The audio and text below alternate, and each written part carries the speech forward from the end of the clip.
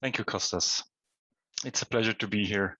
I checked the weather in Athens. It seems to be sunny and very nice temperatures. So this is very comfortable to be part of the conference here. Thank you, Kostas, for the introduction. Let me see if I can pull up my PowerPoint here. Can everyone see that? Yes. Yeah, great. So the context of my presentation is actually Centaurus and the European Society for the History of Science, because as some of you will know, Centaurus is changing publishers and it's also going fully diamond open access from 2022 at no cost to the authors and readers. And if you want to know more, I think Theo and I can tell you more about this. I'll come back to this at the end of my talk. But I think this is a good occasion to reflect on the position of our discipline, the history of science, and the humanities more broadly in this construct of open science.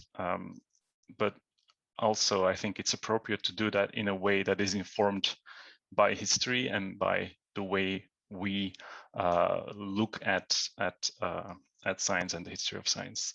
So I would like to start with actually just the notion of open science. And I think most of you know open science mainly as open access, although some of you, and I think especially those who have ERC grants, also know that there is an open data component. And some of our colleagues have been wondering about what kind of data they would have to open as historians, and that's not always such an easy question to answer. But open science is much more, or can be much more. You could include open peer review, open software, and even more, open science evaluation and so forth, open teaching.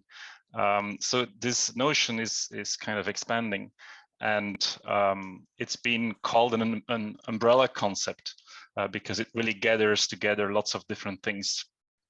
And because it's gathering together so many things, it actually connects to so many parts of science, of the scientific practice, so many concerns around science, and also the science and society interface. So what are some historical perspectives on open science? So there is an interesting paper by Paul David on the historical origins of open science. And he goes back to the Renaissance and actually the scientific revolution, arguing that, well, there is a change within the dominant ethos of secrecy in knowledge making, basically to secure patronage in a fragmented political landscape, like with princes and city-states. And so a new norm is being created of rapidly disclosing information and new knowledge, and which he says is at the start also of the scientific revolution. So it's a traditional story of openness versus secrecy.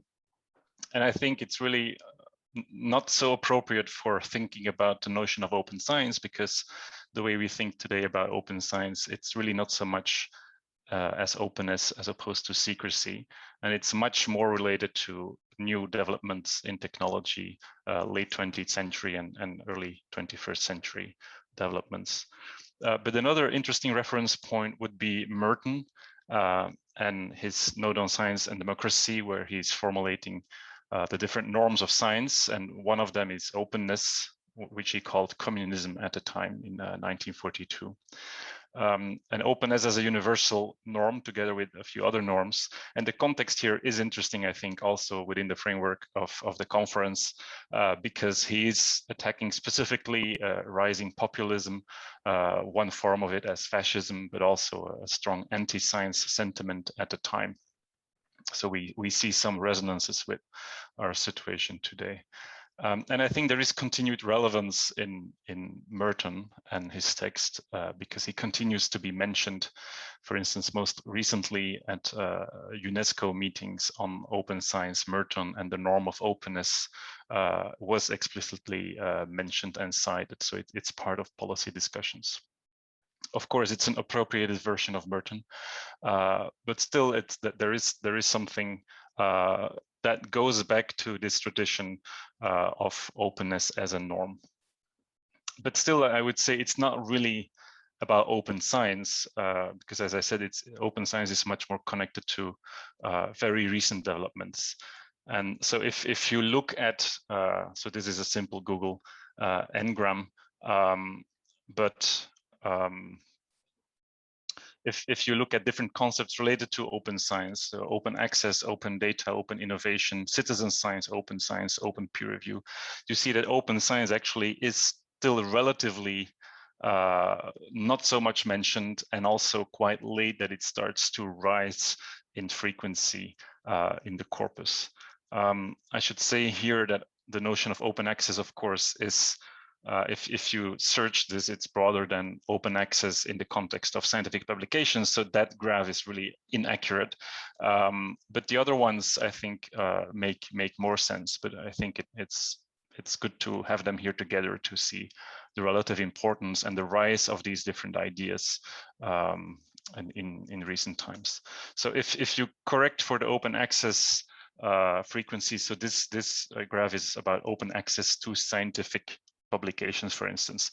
You see a few key moments, and you see really a rise from the 1990s with the launch of one of the first, or in a way, the first preprint archive in science in physics, which happens almost at the same time that the World Wide Web is launched for researchers also, so in the early 1990s. In the late 1990s, libraries are getting concerned about prices for publications and kind of start to organize themselves to find different ways of publishing, taking advantage of the internet. 2002, there is a Budapest Declaration on Open Access, and this really popularizes the term of open access. And then later, 2006, and then actually still very recently, 2014, the European Commission and the ERC is developing guidelines and then also really mandates requesting open access of publications.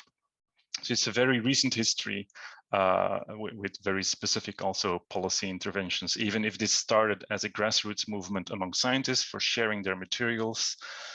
From the 2000s, 2005, it becomes really a policy-driven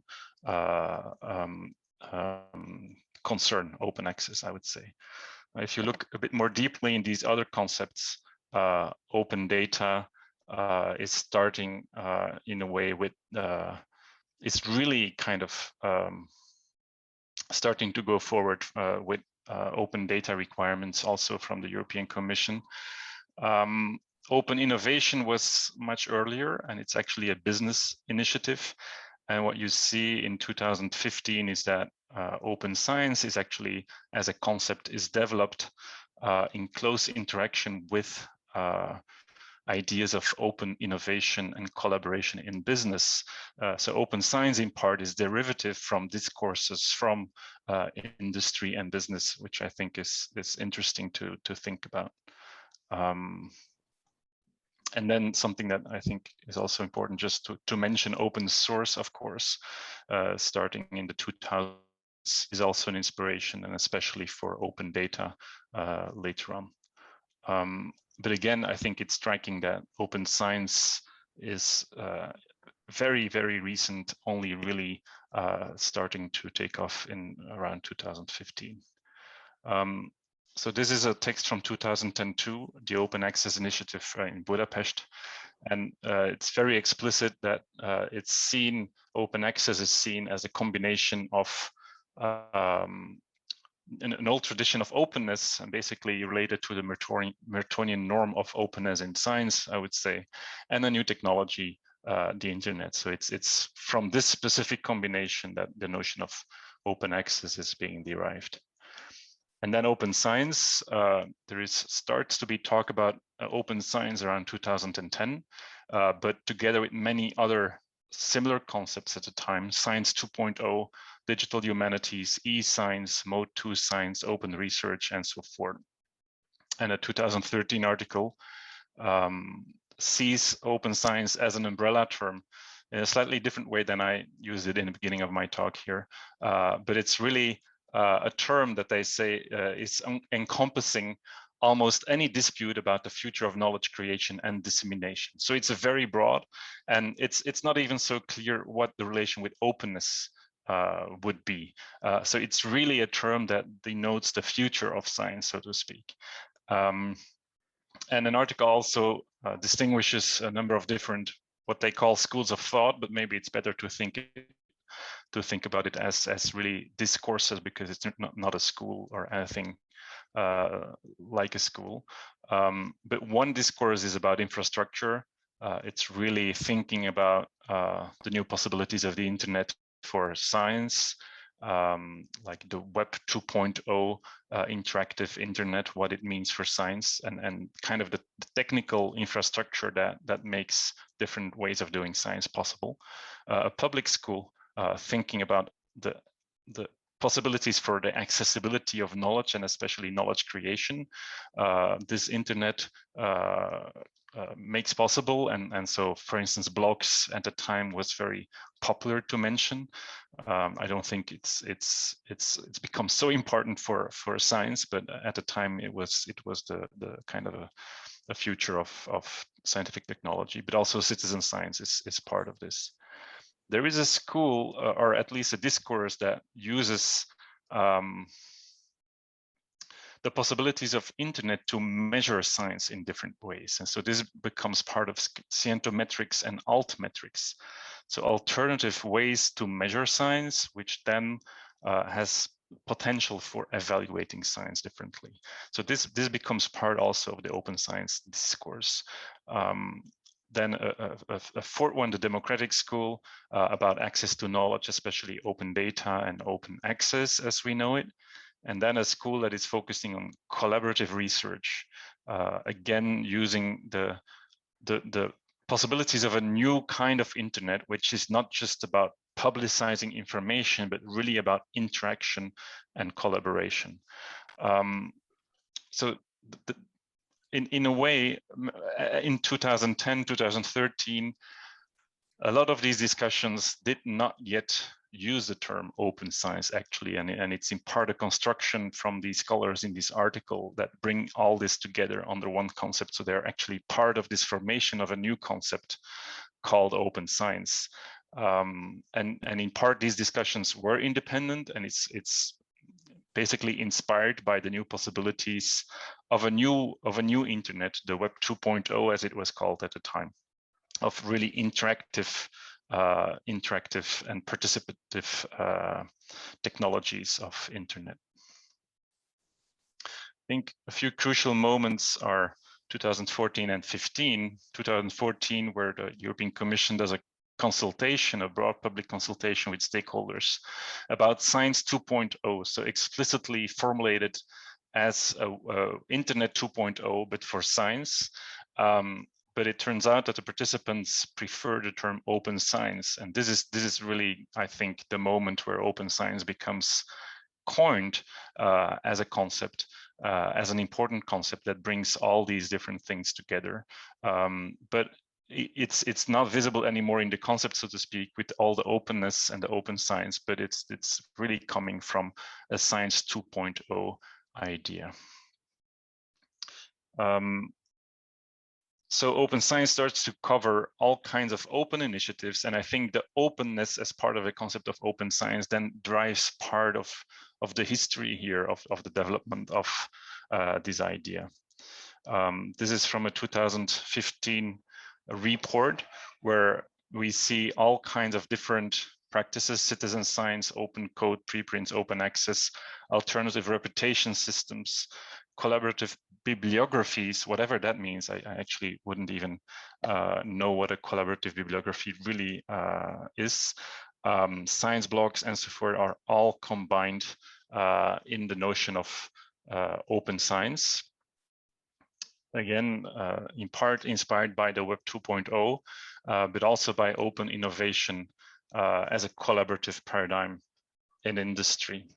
And I think what is interesting is certain aspects of this, like alternative reputation systems, which then becomes altmetrics, basically ways to measure scientific impact, like how many tweets an article receives, or Facebook mentions, and so forth, which doesn't really take off as a way to evaluate and measure science. So I think it's in part a failed attempt to rethink scientific evaluation. But if you're really thinking about open science and about openness, it's unclear why such ideas of alternative reputation systems would be part of this idea of open science. And what I think is happening here is really the thinking of science of basically a new scientific utopia based of the utopia of the possibilities of a Web 2.0. And if you see the kind of things that are referenced as important for this open science, it's a lot of references to how science goes wrong, misguided evaluation systems and impact factors, and the systemic flaws of science. And open science is really seen as a panacea to resolve many of these problems that science is facing. But we see a shift more recently to 2018 with the launch of Plan S and Coalition S. There is a renewed focus on open access. And I think this is really on the top of our minds right now. If we think about open science, open access has I think, retaken prominence as one of the main concerns. And this is in a way confirmed in a most recent document, a UNESCO document, a UNESCO recommendation on open science, which will be basically influencing legislation all over the world, because this is going to be ratified, I think, this November, and will then have to be translated into national law in the different countries, the participant countries of UNESCO. And it's interesting that, so the strike-throughs are different versions of the document, and changes made by the participant countries and the delegates of the countries. And while originally there was a reframing of the whole notion of open science, basically almost as open access, and scientific publications, data education, open source, and open hardware were all part of an idea of accessibility and access. This was changed in the final document, but I think there is this reframing of open science as open access, and the second point, open science infrastructures as these infrastructures that allow open access. And then thirdly, and this is of course especially important point for UNESCO, but I think also maybe relevant in our discussions about history of knowledge and history of science, is the connection to other knowledge systems. And of course, UNESCO is interested in different cultures and indigenous knowledges and how open science can connect to that. But I think we can see broad changes even in the space of a few years in the idea of open science, what it means. I'm skipping this. It's just like other parts of the UNESCO document where less important parts are mentioned, but not part of the definition of open science. What I think I forgot to mention this is that in this UNESCO recommendation, they say that they're giving a definition of open science, but they're just mentioning these points, like open scientific knowledge, open science infrastructures, and then this connection to societal actors and other knowledge systems. And so basically we are losing here a vision behind what open science means. While before in the 2015 and 16, it still meant in a way a scientific utopia of the future of science, about how the internet and digital connectivity and participation can really change the process of science. We are changing towards a normalized, I don't know, perspective that is really about access and connection to, in this UNESCO case, to other knowledge systems. I think that's very, very important to see how in a way the ideology and the vision behind this is shifting. Now there's, instead of a vision, now there is a variety of aims that you find in justification for open science efforts. Broadly, science is often now justified as a public good, and so publicly funded science should be made accessible for everyone. So that's really a key argument right now, but it's very unclear what this means for industry science and public-private partnerships and all kind of collaborations between universities and private enterprises that have been promoted over the last 30 years, so to speak, and how open science would, what it would mean for that. But there is a very broad support for this idea of science as a public good. But open science is now supposed to reduce cost. It's increasingly important because the cost for the publication system are spiraling out of control, but also to reduce waste in the system and to reuse data.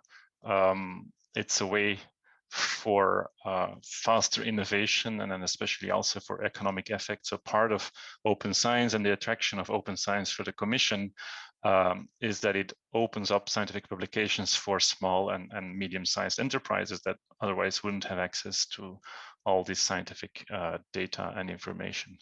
But crucially, and then also again connecting back to the themes of our conference of the last 2 days, trust in science has become a key argument for open science. Replicability through open data, access to science and expertise through open access, better understanding of science being created through citizen science, notions of transparency, accountability, and then better trust in the results of science through open peer review and new evaluation systems are really crucial now in debates around open science. And it's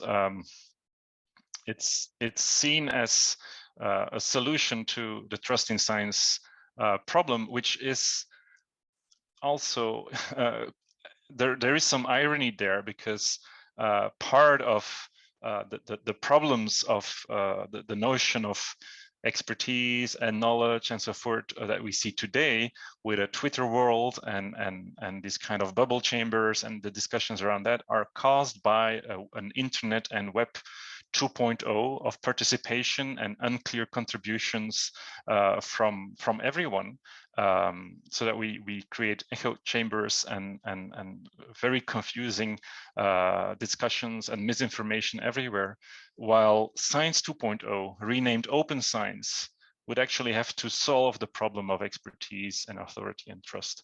So I think that that's very interesting development here, that it's worthwhile to think about.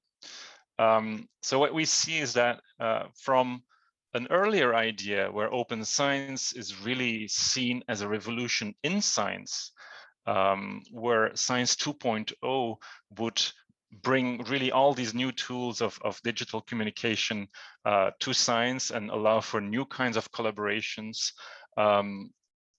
It's changing into really changing societal expectations around science. So it's much more now about the society-science interface than about renewing science itself, I would say. Now, specifically about humanities and open science, there are very interesting stories to tell here. I think I would say in part humanities have been forgotten by open science or sidelined to some extent, but also the other way around, there is lagging engagement from the humanities with open science. I think there was quite some engagement in the beginning with open access and ideas of open publication. But a lot of the energy of the humanities went into digital humanities in a way as an almost alternative tradition to open science. And so it's interesting that Mathieu is talking about digital humanities, but never mentioned open science. While of course, as I was explaining, open science, the idea comes from Science 2.0, which is exactly a digital science, which in a way would of course, or could of course also include the humanities.